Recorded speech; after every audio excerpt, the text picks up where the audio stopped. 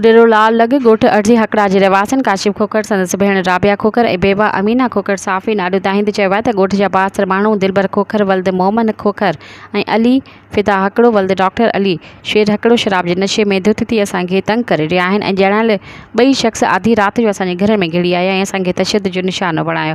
हुन चयो त असांजी केर बि दाद फरियाद ॿुधण लाइ तयारु न आहे। हुन चयो त इलाइक़े जो 72 शख़्स मुमताज़ शाह ॼाणायल ॾोहारी क़िस्म जे माण्हुनि जी सपोर्ट करे रहियो आहे।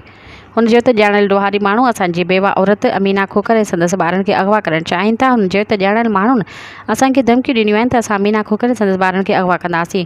हुननि IG Sindh DIG Hyderabad SSP Matiari खां मुतालबो कयो आहे त ॼाणायल ॾोहारी क़िस्म जे माण्हुनि खां असांखे जानी ख़तरो आहे। असांजी मदद करे असां सां इंसाफ़ कयो वञे।